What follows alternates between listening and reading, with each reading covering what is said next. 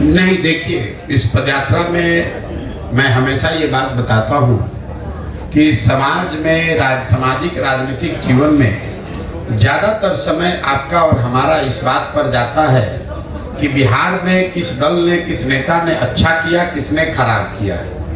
जन सुराज अभियान में मैं बिल्कुल उलट बात बता रहा हूँ। मैं ये कह रहा हूँ कि जिसने भी बिहार में शासन किया, जिस नेता ने, जिस दल ने भी यहाँ शासन किया, उन्होंने जो काम किया या करने का दावा कर रहा है, सभी बात को सही मान लिया जाए। ये मान लीजिए कि कांग्रेस ने 40-45 साल बिहार में विकास किया, जो उनका दावा है। ये मान लीजिए कि 15 साल में लालू जी ने बिहार में सामाजिक न्याय के दिशा में काम किया, गरीबों को, पिछड़ों को आवाज दे दी, यही तो उनका दावा है। मान लीजिए, ये मान लीजिए कि नीतीश कुमार भाजपा के शासन में 18 साल में यहाँ पानी, बिजली, सड़क में थोड़ा सुधार हो गया।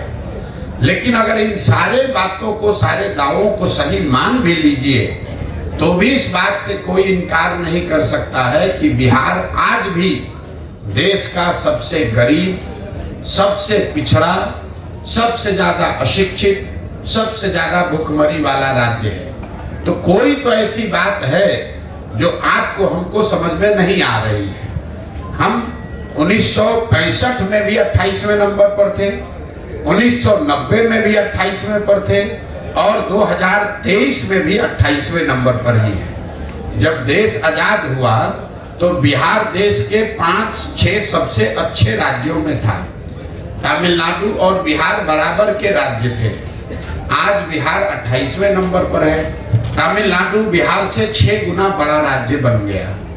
आज आपके बच्चे जाकर तमिलनाडु में नौकरी मजदूरी कर रहे हैं। कुछ तो ऐसी बात है, क्योंकि तमिलनाडु में भी वही देश का कानून, संविधान है जो बिहार में है।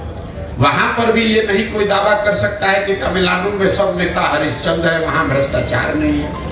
कोई ये दावा नहीं कर सकता है कि केरल में, महाराष्ट्र में, कर्नाटक में जाति नहीं है।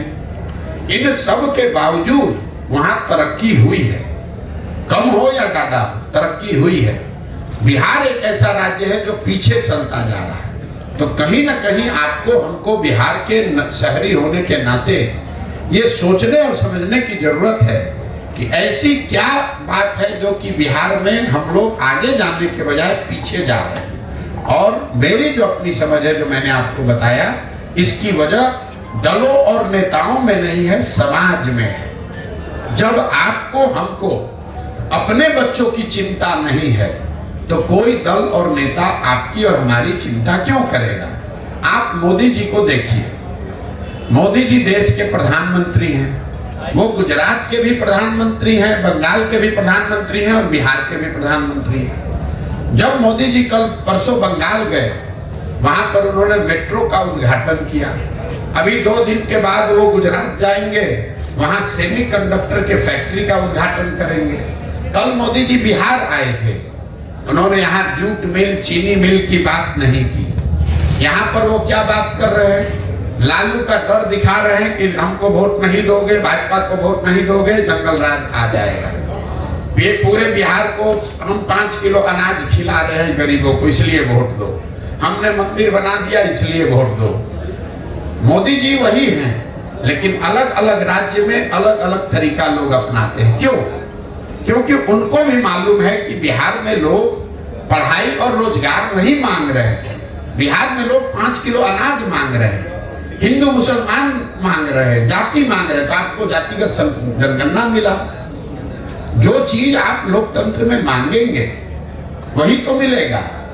हम लोग इस पर चिंता करते हैं कि वोट किसको दिया जाए। मेरी अपनी 20 वर्ष की समझ है कि किसको आप वोट देते हैं ये जरूरी नहीं है। ज्यादा महत्वपूर्ण है कि आप वोट किस बात के लिए देते हैं। एक और आपको आंकड़ा दे रहा हूं। जितने दक्षिण के राज्य हैं जो आज देश में आगे हैं, केरल, तमिलनाडु, कर्नाटक, आंध्र प्रदेश, तेलंगाना, कोई भी ऐसा राज्य नहीं है जहां एक व्यक्ति 10 वर्ष से ज्यादा मुख्यमंत्री लगातार रहा हो। लेकिन बिहार में आप देख लीजिए, 32 वर्ष से लालू नीतीश, इसके आगे हम लोग देखने को तैयार ही नहीं है। ये इसलिए है कि जाति धर्म के नाम पर बंधुआ मजदूरी हो गई, एक आदमी बन गया, अब वो और उसके बच्चे ही यहाँ पर आगे चलाते रहेंगे।